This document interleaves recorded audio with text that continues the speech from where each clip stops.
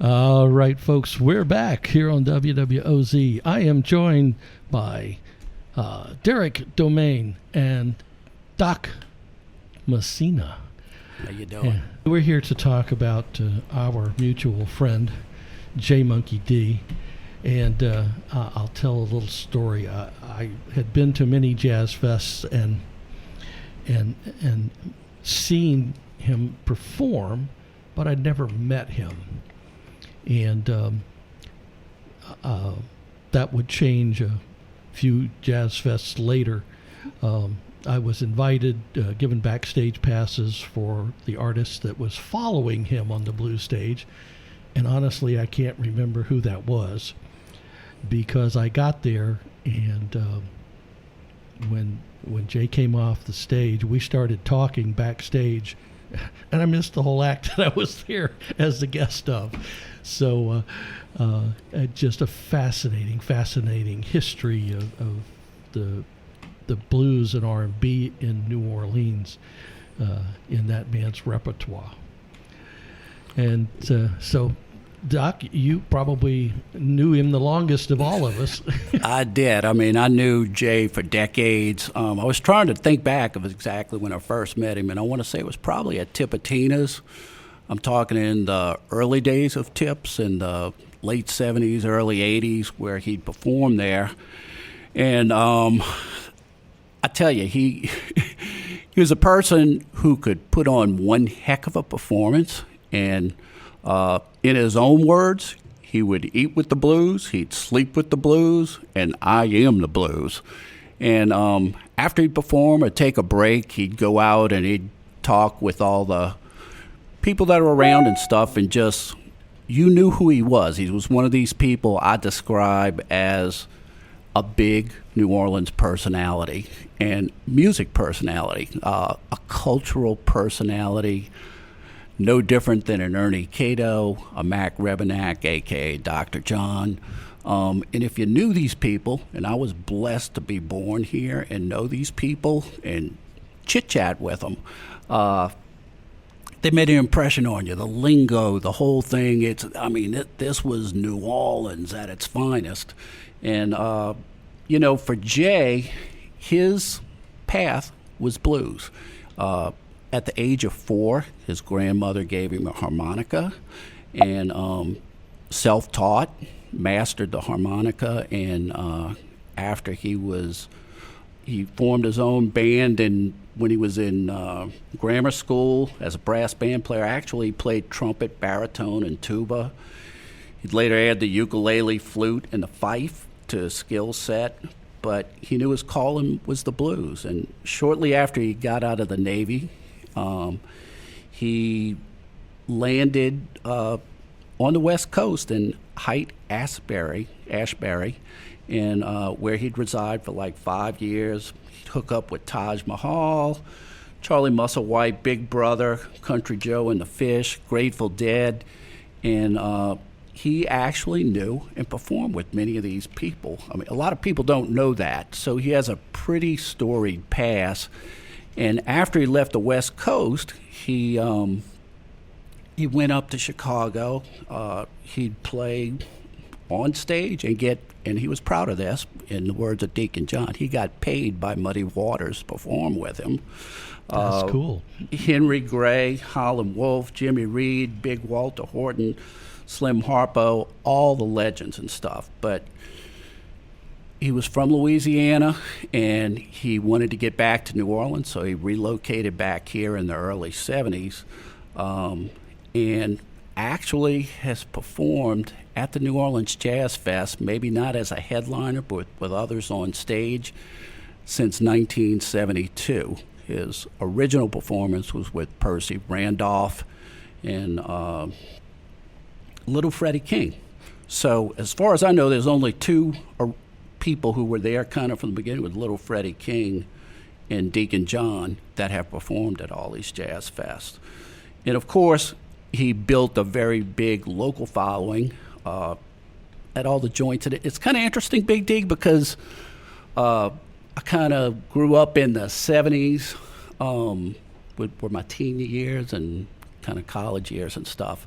At that time, the music in the French Quarter really wasn't blues. It was really jazz and strip joints. You didn't have the trinkets and trash shops that you have today. So there wasn't this massive blues like you would say you'd see along the blues trail in Memphis, Right. going up Mississippi.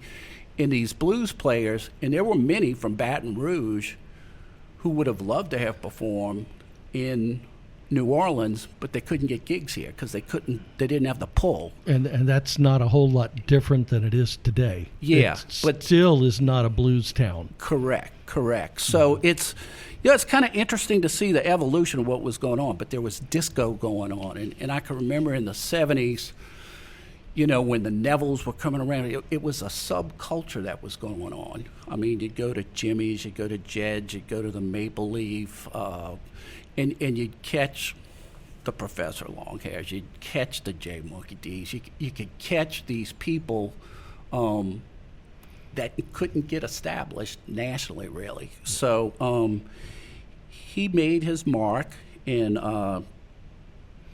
sadly we have lost him, and we've lost a real treasure here. Yeah, it's we all need to be very aware that the forefathers are passing the baton at this point, and we need to make sure. We've been trying. In fact, I'm going to kind of bend the rule here a little bit. We had Jay booked for the Dewdrop this Saturday evening, and that was kind of a part of an ongoing desire of ours to keep the legacies and get them in the hall before they're gone. Right. We actually had we were in conversation. My brain's going. With Alan Toussaint to perform in the hall when he passed, and it was a very great disappointment for us that we didn't get him there before that time came. So, all right, we're going to take a break with some music here on WWOZ. I've got something else from Jay queued up, and we're going to play it right here, right now on WWOZ. Slicking up my hair, I'm putting on my new suit.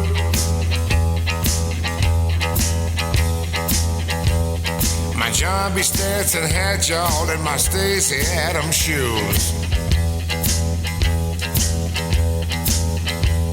Going to see my old friend they call the King of Swamp Blues.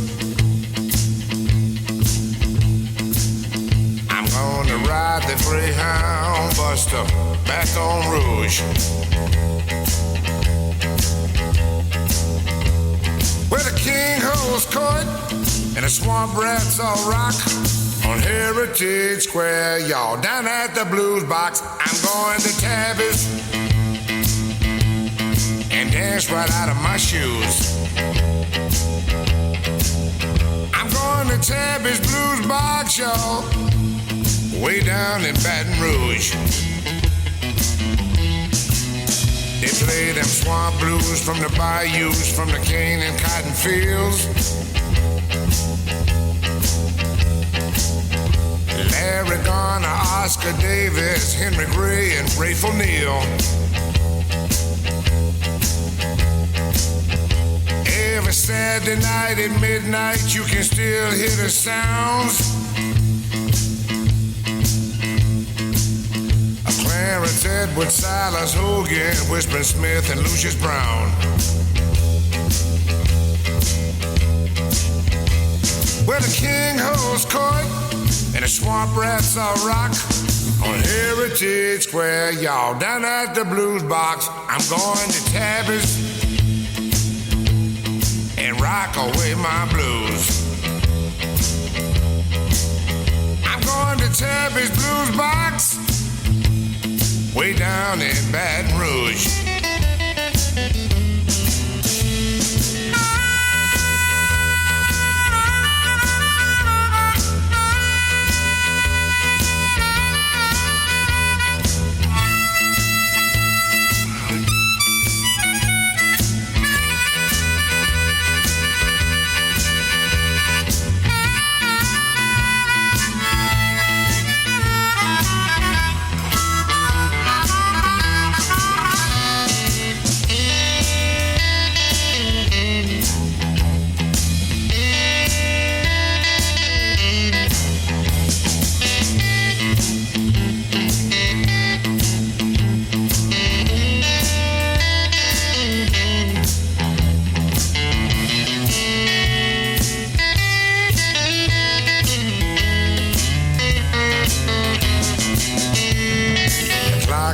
rise to the party comes to an end.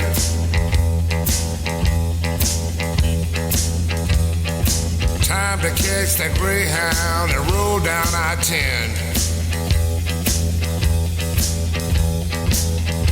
Back to New Orleans, but I'll soon be coming again to visit the Swamp Blues King, my old friend. Where the king holds court and the swamp rats all rock on Heritage Square, y'all. Down at the Blues Box, I'm going to Tabby's and dance right out of my shoes. I'm going to Tabby's Blues Box, way down in Baton Rouge.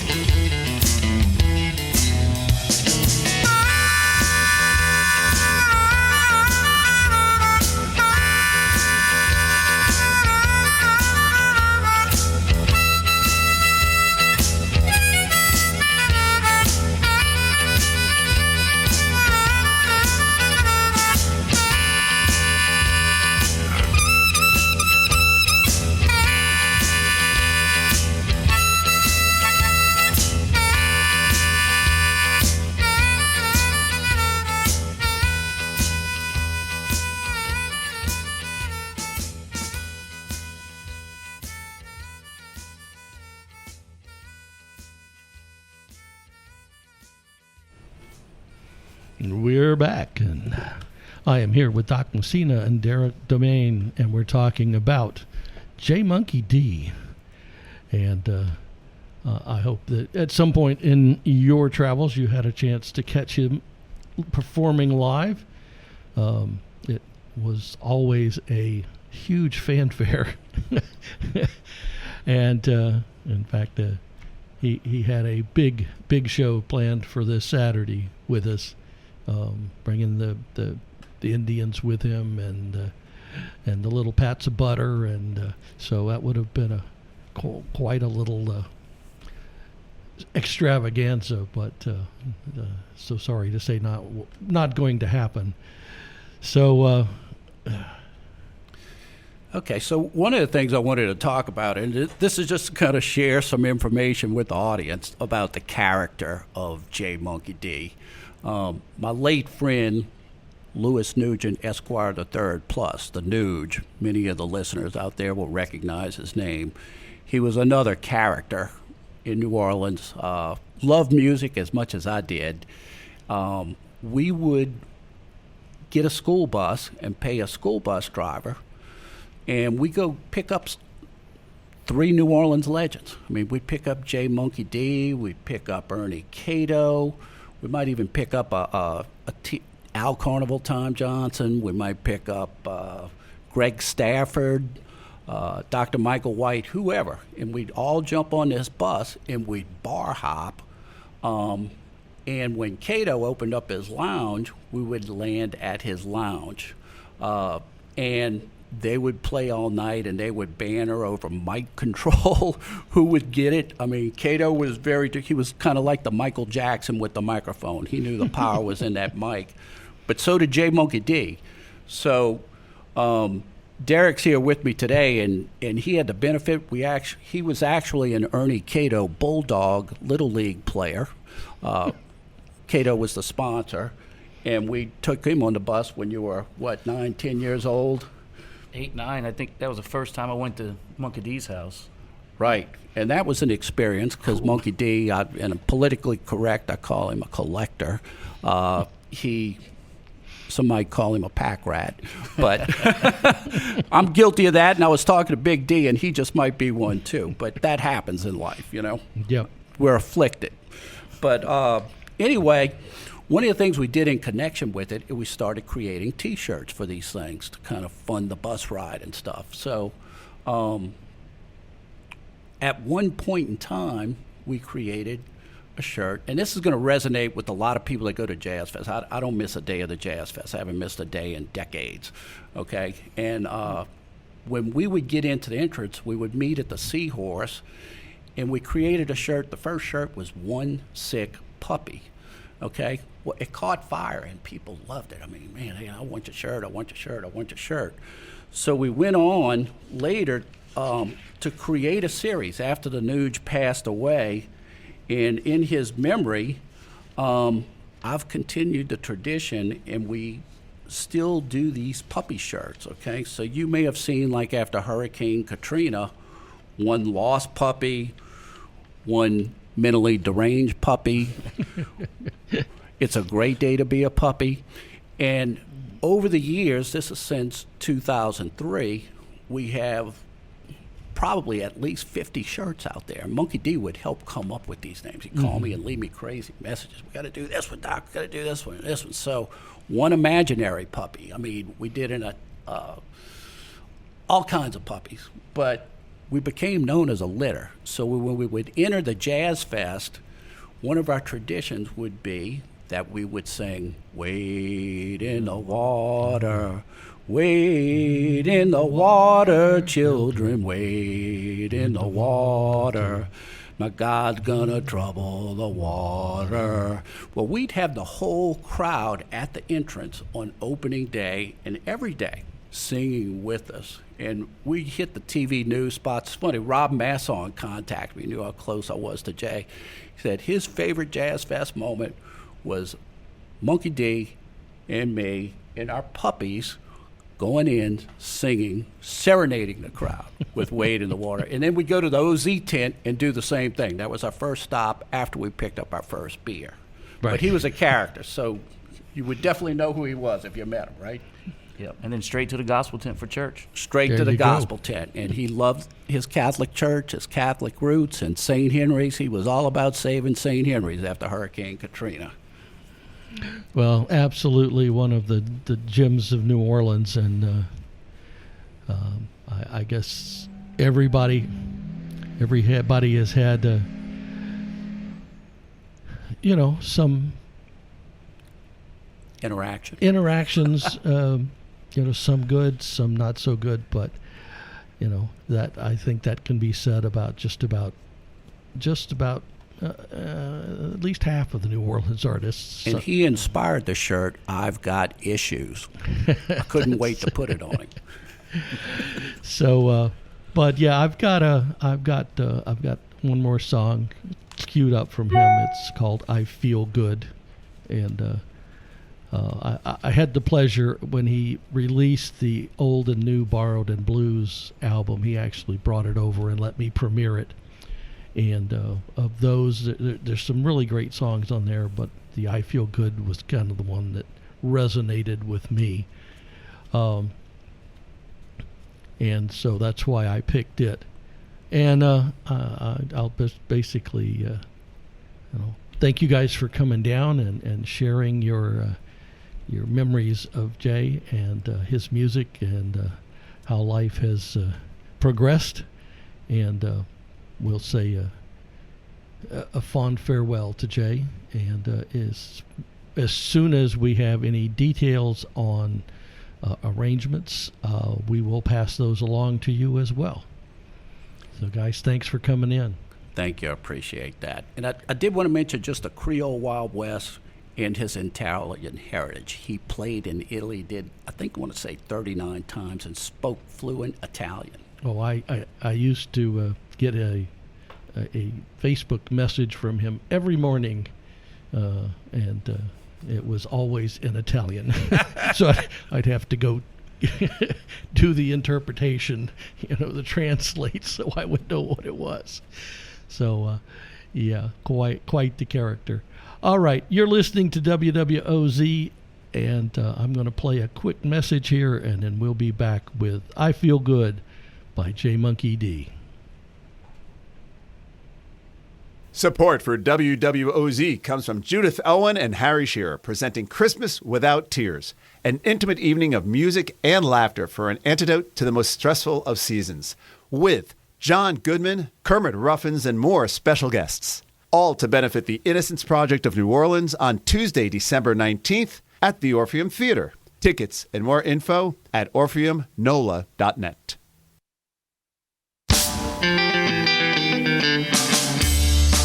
I got a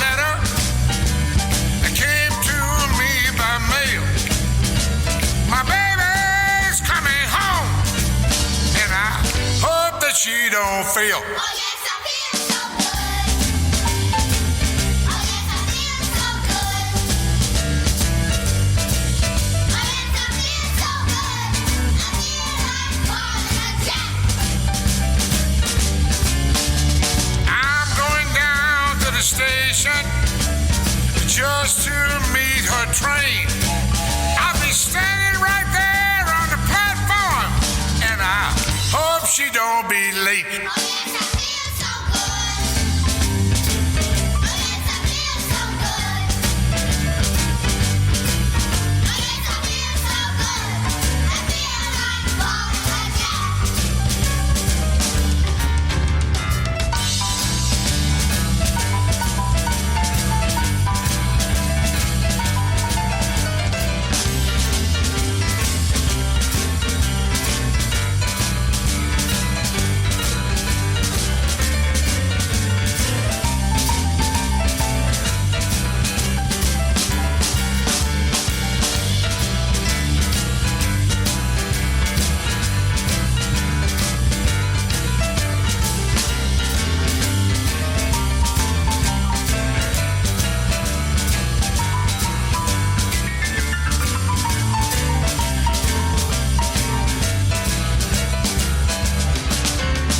Well, I feel so good. I hope that I always will. Like a jack mule behind the Jenny, way up on the hill. Oh yes, I feel so good. Oh yes, I feel so good. Oh yes, I feel so good. I feel like falling a jack.